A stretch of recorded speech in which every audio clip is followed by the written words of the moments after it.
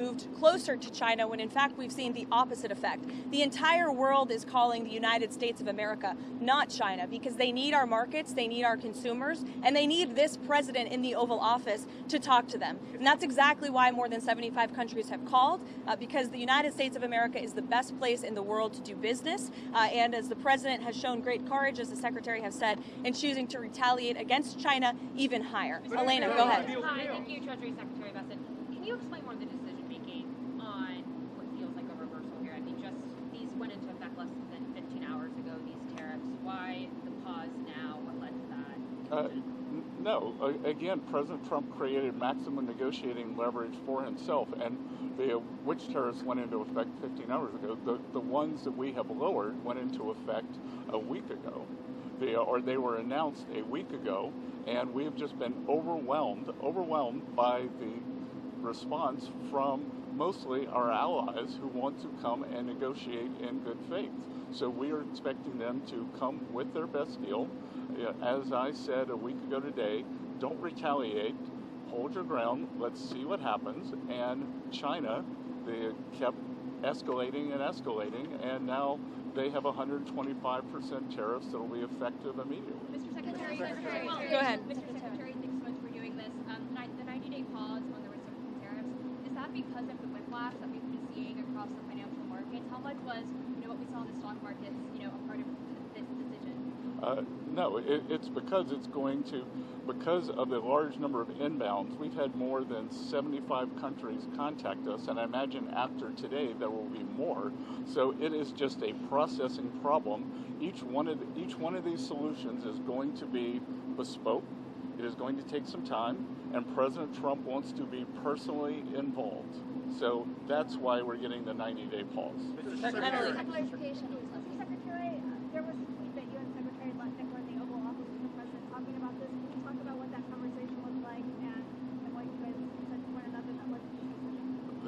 Look, it's all the president's decision, and the president had a level in mind to raise the China tariffs, and then he had the 3-month pause in mind, and we were discussing the exact wording. Sorry? Of course. It's the president's decision. It's the president's decision. It was the president's decision to wait until today. And again, as I've said in the past, no one creates leverage for himself like President Trump. Mr. Secretary. Shelby, go ahead. Mr. Secretary, what does the president want to see by this, I think it's July 9th deadline to keep things paused? Is it just trade barriers coming down, or is it more than that? These are trade negotiations, but if countries want to come and offer other things, I talked about yesterday that we are thinking about a big LNG project in Alaska that South Korea, Japan, Taiwan are interested in financing and taking a substantial portion of the offtake. But again, in essence, that is trade because it will decrease the trade deficit that we have with those countries. So everything's on the table. Raquel, go ahead. A clarification on the pause. What happened to those countries who just had a 10% baseline tariffs, like Brazil and others? Are they still going to have this 90-day pause? Because you were saying that there will be a tariff of 10% for others. So what happened to those who just had a 10%? Yeah, that's going to remain. And do you call this an embargo to China? Pardon? You call this an embargo to China, a trade embargo? I'm not sure what you mean by the word embargo. 125% tariffs, like those, and then impose 84%. Isn't this an embargo? Well, it's not. It's China's decision that we have the deficit with them. They sell us almost 5 times what we sell them. So again, I think it's an own goal by China. Mr. Secretary. Meredith. Mr. Secretary, with this, does this signal that you're confident that you're going to be able to strike a satisfactory deal with all these 75 nations that approach you? It signals that President Trump cares about trade and that we want to negotiate in good faith.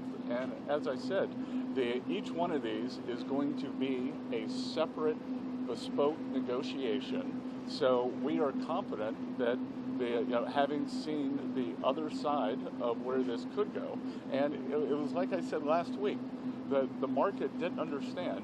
Those were maximum levels. The countries can think about those levels as they come to us to bring down their tariffs, their non-tariff trade barriers. We're going to discuss currency manipulation, subsidy of labor, and industry. Secretary, as far as you, will the pause also apply to the sectoral tariffs that the president has announced, pharma, lumber, anything else? No, it's on the reciprocal. So those will still be coming here soon, right? Mr. Correct. Secretary, as far as the negotiations with the 75 Andrea, go countries, ahead. Mr. Secretary, so I want to ask you about the what you're doing here. So the market is reacting crazily, right? I haven't seen it. Do you think that this move is going to sort of change and calm down the market reaction? What? Do you think the markets have tanked, right? You know, there's been a lot of volatility in the market, not just in terms of stock markets, but also in terms of bonds.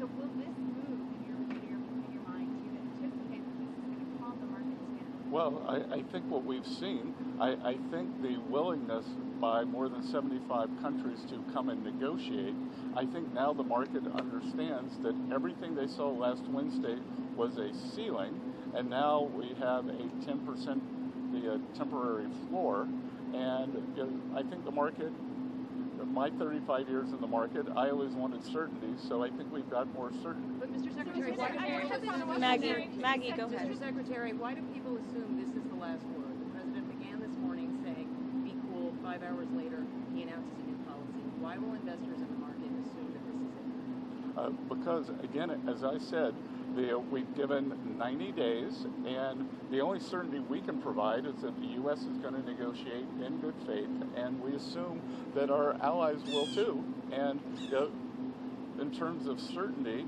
we will see what China does. But what I'm certain of is that what China is doing will affect their economy much more than it will ours, because they have an export-driven, flood the world with cheap export models, and the rest of the world now understands, because when we put up our tariff wall, those exports were already flowing to the rest of the G7 and to the global south. And you think Mr. Jackie, Secretary, go ahead. Mr. Secretary, how much of this decision was driven by the bond market cratering overnight? What is happening with bonds? Is China selling their bonds?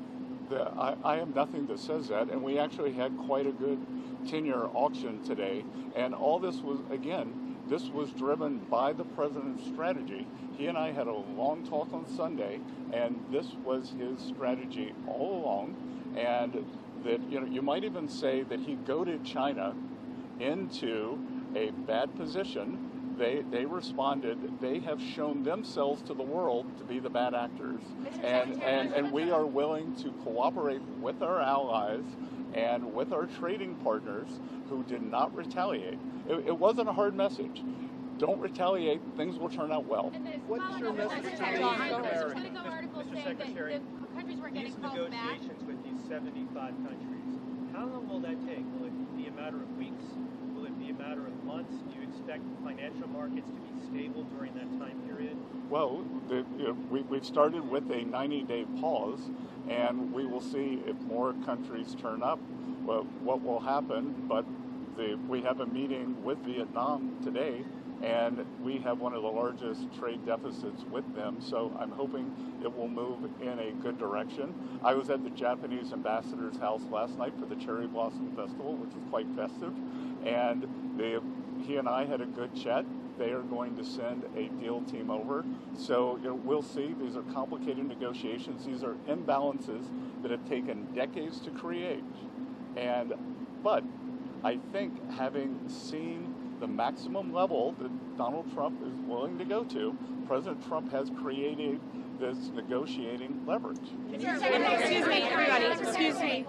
The secretary is obviously a very busy man. As he has said, he's had more than 75 countries that the trade team has to respond to. I'd just like to end with this. For decades, Republicans and Democrats have said that these unfair trade practices are ripping off the American people, are ripping off our country, but nobody has ever done anything to address it. We finally have a president here at the White House who is playing the long game, who is doing what is right for the American worker and our industries here at home, and he has put together a fantastic team in Secretary Bessent, Secretary Lustnick, the entire trade team who will be focusing on negotiating these good deals to put the American workers first, and we're going to get to work to do that. Thank you. What about the EU? What about the EU? They retaliated this morning. Why aren't they being treated like China?